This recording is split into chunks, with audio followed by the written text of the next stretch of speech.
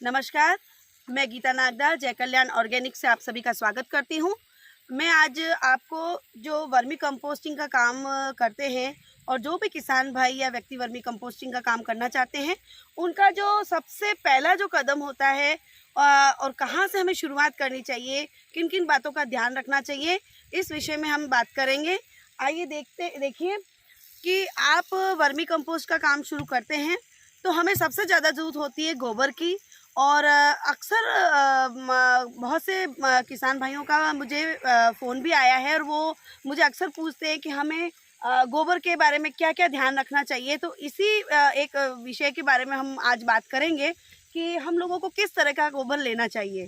तो देखिए, आपको 15 से 20 दिन से पुराना आपको गोबर नहीं लेना है और 15 से 20 दिन का नया गोबर भी आपको नहीं लेना है। इस बात का आप खास तौर पे ध्यान रखिए कि हम किसी भी काम को करते हैं तो एक उत्सुकता वक्त लोग क्या करते हैं कि बहुत जल्दी गोबर को लाते हैं और उसका बेड बना लेते हैं और उसकी प्रॉपर हीट नहीं जाती, उससे पहले ही केंचुए डाल देते हैं। तो देखिए, जब क्या होता है कि जब आप जल्दी से केंचुए डाल देंगे तो आपकी प्रॉपर गर्मी और जो भी गैसेज होती है वो नहीं निकलेगी, तो आपके केंचुए जो है वो मर जाएंगे। तो हमें इस बात का बहुत ही ज़्यादा ध्यान रखना है। और आप देखिए, ये हमने यहाँ पर हमारे गोबर जो है स्टॉक कर रखा है। देखिए, अब यहाँ हमने इस गोबर को, आप देखिए कि आपको गोबर को देखते ही पता चल जाएगा कि गोबर आपका काला तो नहीं है। यदि आपका गोबर काला है तो इसका मतलब ये है कि आपके वो गोबर खाद बन रहा है। तो वो खाद बना हुआ गोबर केंचुआ किसी भी कीमत में नहीं खाता है। और दूसरी बात ये है कि जब भी आप गोबर कहीं से लाते हैं तो बनती कोशिश आप पूरी पक्के फर्श ही हो, ताकि उस गोबर में आपके ज़्यादा मिट्टी नहीं आए। क्योंकि यदि आप ज़्यादा मिट्टी वाला गोबर लेंगे तो वो भी केंचुए नहीं खाते हैं। इन कुछ बातों का आपको बहुत ही ज़्यादा ध्यान रखना पड़ेगा। तो ये जो गोबर है हमारा, ये लगभग 15 से 20 दिन पुराना ही है। देखिए, या तो आपको गोबर हरा दिखेगा या गोबर आपका पीला दिखेगा, आपको कोई भी पका हुआ गोबर, खाद बना हुआ गोबर यहाँ पर नहीं दिखाई देगा। अब यहाँ हमने डलवाने के बाद में प्रॉपर आपको इस तरह से बीच में आपको पावड़े की मदद से इसको बनाते हुए दिखेगा। पावड़े की मदद से आपको इस तरह से बीच बीच में आपको गोबर को थल उथल करना है। लगभग आपकी ट्रॉलियाँ जब खाली हो जाए, आप गोबर को इकट्ठा कर लें। उसके बाद आपको 5 से 6 दिन तक, लगभग 5 से 6 दिन तक इस गोबर को इस तरह से आप थल उथल करते हुए पानी का छिड़काव, इस तरह से आपको पानी का छिड़काव करना है। सुबह शाम दोनों टाइम आपको पानी का छिड़काव करना है। देखिए, हमारा ये भाई बता रहा है आपको, इस तरह से आपको पूरे गोबर के ऊपर पानी का छिड़काव करना है। यदि आप मान लीजिए आज आपने गोबर के ऊपर सुबह और शाम दोनों टाइम पानी का छिड़काव किया है, तो दूसरे दिन आपको वापस से गोबर की पलटाई करनी है, ताकि जो ऊपर का गोबर होगा वो नीचे की तरफ चला जाएगा और जो नीचे का गोबर होगा जिसमें कुछ न कुछ गैसेज होगी, वो सभी जो होगा वो ऊपर नीचे आपका गोबर हो जाएगा। जब आप गोबर की पलटाई दूसरे दिन कर देंगे, उसके बाद में आपको वापस से पानी का हल्का हल्का छिड़काव करना है। इस तरह से देखिए, ये हमारा भाई बता रहा है, इस तरह से आपको पलटाई करने के बाद में देखिए ऊपर का गोबर नीचे चला जाएगा और नीचे का गोबर ऊपर आ जाएगा। उसके बाद आपको प्रॉपरली पूरी तरफ पानी का छिड़काव इस तरह से, अच्छा पीछे की तरफ भी छिड़काव कर दीजिए। पूरा आपको प्रॉपरली पानी का छिड़काव करना है। यानी कि आपको सबसे पहला कदम यही है कि जब भी आप गोबर इकट्ठा करते हैं तो उसमें से प्रॉपरली जो सारी गैसेज होती हैं उनको निकालना है और गोबर को ठंडा करना है। यहीं पर व्यक्ति गलती कर देता है और जल्दबाजी में वो बेड बना लेता है और उसके बाद में वो बेड बनाने के बाद में भी जो होता है उसमें गैसेज होती हैं और केंचुए मर जाते हैं। तो देखिए, इस तरह से आप 5 से 6 दिन तक जब आप गोबर को ठंडा कर देंगे, उसके बाद आपका जो गोबर है वो तैयार हो जाता है बेड में डालने के लिए। देखिए, आगे मैं आपको बताती हूँ कि गोबर को हम किस तरह से बेड में डालेंगे। चलिए, देखिए, ये हमारे 2 से 3 बेड अभी नए बन रहे हैं।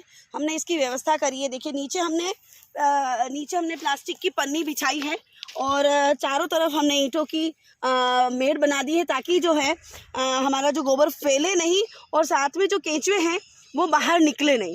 देखिए इस तरह से हमें काली पन्नी बिछानी है। आप जब भी लैंड की तैयारी करें तो इस चीज़ का ध्यान रखें कि अपना जो है वो ढलान रहे, ताकि ढलान रहेगा तो जो भी अतिरिक्त पानी होता है वो ढलान से आपके बेड के अंदर जमा नहीं होगा और ढलान से जो है पानी बहता हुआ निकल जाएगा। तो देखिए ये आज हमारे 3 बेड की तैयारी चल रही है और इस तरह आपको प्लास्टिक की पन्नी बिछानी है और ईंटों से चारों तरफ आपको मेड़ बनानी है। देखिए हमने बीच में जो है इस तरह से हमने जगह रखी है ताकि चलने फिरने और काम करने की सुविधा हमें मिल सके। अब आप देखिए ये हमारा बेड बन रहा है।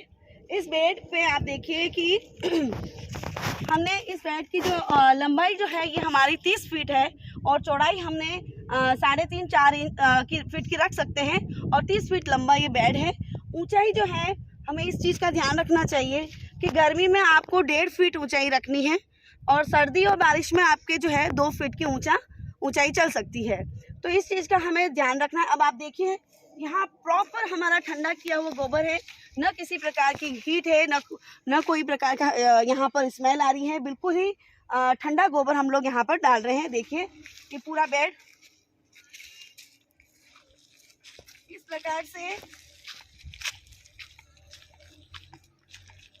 प्रकार से हमें तगारियाँ, ये देखिए इस तरह से हमें ये 1.5 से 2 फीट की ऊंचाई है हमारे बेड की और इस प्रकार से ये हमारी बहन देखिए पूरा बेड बना रही हैं और हमें गोबर को ऊपर की तरफ फैला देना है। जब ये हमारा बेड बन जाएगा तो हम क्या करेंगे कि जैसे आज हमारा 2 बेड बनते हैं या 3 बेड बनते हैं, तो शाम के टाइम जब ये बेड पूरे बन जाएंगे तो हम लोग इस पे पानी का छिड़काव करेंगे। लगभग 2 दिन तक हमारे इस बेड के ऊपर, बेड बनने के बाद में भी इस गोबर पर 2 दिन तक पानी का छिड़काव होगा और प्रॉपर 2 दिन के पानी के छिड़काव करने के बाद में हम लोग इस पर केचुए शिफ्ट करेंगे। तो आज आपने देखा कि मेन जो हम कोई भी काम करते हैं तो जो वर्मी कंपोस्टिंग का काम हम शुरू करने जा रहे हैं, तो हमारा जो पहला कदम होता है, पहला जो काम होता है वो हमारा यही होता है कि हम प्रॉपरली गोबर को ठंडा करें और बेड जो नाप हमारे पास में जो जगह है कि हमें 20 फीट लंबा बनाना है या 10 फीट लंबा बनाना है या 30 फीट लंबा है, तो हमें इस तरह से प्रिपरेशन करनी पड़ेगी। और आप जब गोबर को बेड के अंदर डालेंगे, बेड आपका बन जाएगा, तो केचुए आपको डालने से पहले भी लगभग 2 दिन तक आपको पानी का छिड़काव करना बहुत ही ज़रूरी है। तभी आपका ये बेड और आपका ये जो गोबर है वो प्रॉपरली ठंडा हो जाएगा। तो जो भी व्यक्ति इस काम को शुरू करना चाह रहा है, आप इस चीज़ का बहुत ही ध्यान रखें, क्योंकि केचुए डालने या केचुए शिफ्ट करने कोई बड़ी बात नहीं है। यहीं पर जो फर्स्ट कदम होता है, यदि यहाँ आपका गोबर ज़्यादा गर्म रह गया, प्रॉपर आपने उसमें से गैसेस नहीं निकली, तो हमारे जो है केचुए मरने की संभावना बन जाती है। तो आई होप आपको ये जानकारी आपके काम के लिए बहुत ही लाभदायक होगी और आगे की सीरीज़ में मैं आपको बताऊंगी कि हम किस तरह से केचुओं की शिफ्टिंग करते हैं और आगे हम उनकी छाया के लिए, देखिए आप वैसे पूरी विजिट यूनिट भी आप देख सकते हैं कि हमने यहाँ इन बेड के ऊपर जो है केचुए शिफ्ट कर दिए हैं और प्रॉपरली देखिए हम लोग पानी का भी ध्यान रखते हैं। ये देखिए प्रॉपर नमी का हम लोगों ने ध्यान रखा है और इस तरह से हम लोग केचुए शिफ्ट करने के बाद बोरी या पत्तों से भी इसको ढक सकते हैं ताकि इनको धूप से बचाया जा सके। धन्यवाद।